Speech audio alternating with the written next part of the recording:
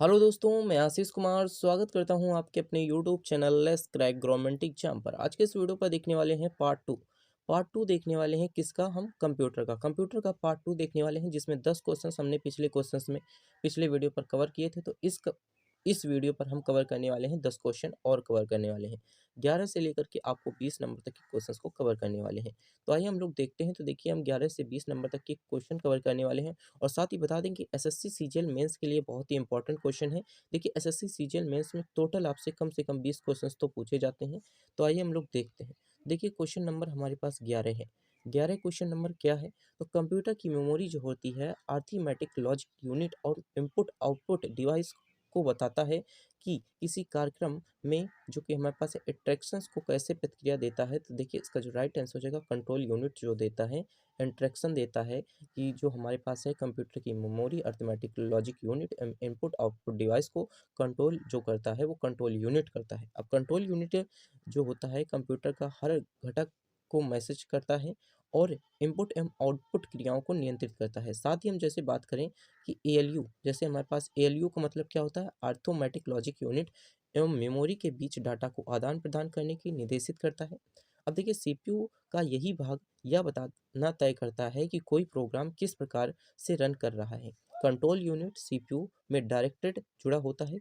Computer memory arithmetic logic unit input एवं output device एक दूसरे के साथ जुड़े होते हैं।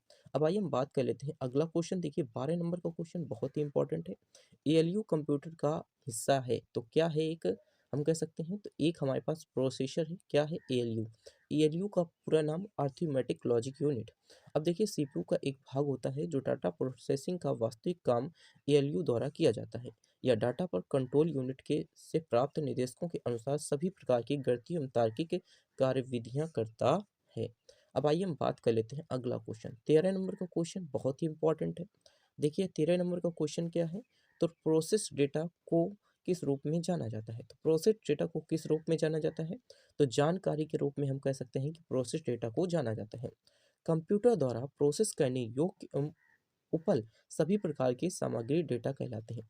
जिस डेटा की प्रक्रिया पूर्ण हो चुकी होती है वह सूचना कहलाती है। दूसरे शब्दों में, डेटा पर प्रक्रिया होने के बाद जो अर्थपूर्ण डेटा प्राप्त होता है उसे क्या कहते हैं? सूचना कहते हैं।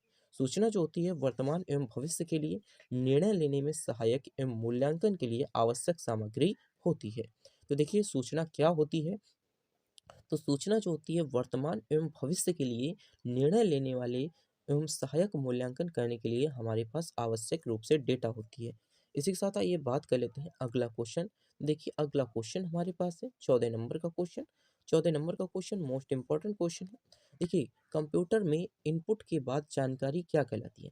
कंप्यूटर में जब इनपुट हो गई जानकारी तो वह क्या कहलाती है? आंकड़ा कहलाने लगती है। क्या कहलाने लगती है? आंकड़ा। अब देखिए, कंप्यूटर द्वारा प्रोसेस एवं डेटा स्टोर की गई जानकारी होती है। यह जानकारी टेक्स्ट, चित्रकारी, audio clip, video clip, software program या फिर अन्य प्रकार के डेटा के रूप में हो सकती है। कंप्यूटर डेटा आंकड़ा को कंप्यूटर के रूप में सीपीयू द्वारा प्रोसेस किया जाता है। यहाँ पर ये क्वेश्चन आपके कवर हो गए। अब आइए हम बात कर लेते हैं 15 नंबर का क्वेश्चन। देखिए, 15 नंबर का क्वेश्चन आपका है, कंप्यूटर विज्ञान में डाटा पर खतरा उत्पन्न होता है। कब आपका डाटा पर खतरा उत्पन्न होता है? तो जब पाइपलाइन जो होती है, रीड जो होती है, वो राइट एक्सेस का क्रम जो होता है ऑपरेटर के लिए क्या किया जाता है? बदल देता है। तो यहाँ पर देखिए, ऑप्शन ए राइट आंसर है। कंप्यूटर विज्ञान की डाटा हॉट्स उस स्थिति को कहा जाता है जब पाइपलाइन रीड इसके बाद राइट एक्सेस का क्रम परिवर्तित कर दिया जाता है, अर्थात उसका चेंजमेंट कर दिया जाता है, तो कंप्यूटर पर डाटा को खतरा बना रहता है। इसी साथ आइए बात कर लेते हैं अगला क्वेश्चन। तो देखिए, अगला क्वेश्चन हमारे पास है 16 नंबर का क्वेश्चन। और 16 नंबर का क्वेश्चन बहुत ही इंपॉर्टेंट है। दूसरी पीढ़ी के कंप्यूटर जो हुए थे वो 1955 से 1964 के बीच हुए थे। तो निम्न में से किससे बने थे? तो यहाँ पर ये पूछा है तो आपको बताना है ट्रांजिस्टर से बने थे। किससे बने थे? ट्रांजिस्टर से बने थे। अब यहाँ पर ट्रांजिस्टर ने आपने बता दिया ट्रांजिस्टर से बने थे। अब देखिए, यहाँ पर हम बात कर लेते हैं कि देखिए, प्रथम पीढ़ी का कंप्यूटर कब बनाया गया, द्वितीय पीढ़ी का कंप्यूटर कब बनाया गया, तृतीय पीढ़ी का कंप्यूटर कब बनाया गया। तो आइए हम लोग बात कर लेते हैं। देखिए, प्रथम पीढ़ी का जो कंप्यूटर था वो हमारे पास 1942 से 1955 के बीच प्रथम पीढ़ी का कंप्यूटर की शुरुआत की गई। 1942 में मानी जाती थी कि जब जनरेटर जो हमारे पास था, जनरेशन की वैक्यूम ट्यूब टेक्नोलॉजी का प्रयोग किया गया। इसमें मशीन भाग का प्रयोग किया गया था। इसमें जो थी मेमोरी के तौर पर हम किसका प्रयोग करते थे, चुंबकीय टेप एवं पंच कार्ड का प्रयोग किया करते थे। लेकिन अब बात हुई हमारे पास द्वितीय पीढ़ी की। द्वितीय पीढ़ी जो 1955 से 1964 के बीच चली, द्वितीय पीढ़ी की शुरुआत 1956 से 1964 के बीच मानी जाती है। इस पीढ़ी में जो हमारे पास थे ट्रांजिस्टर का प्रयोग किया जाने लगा। इसका विकास जो था विलियम जो कि हमारे पास है शोकले ने 1942 ईस्वी में किया था।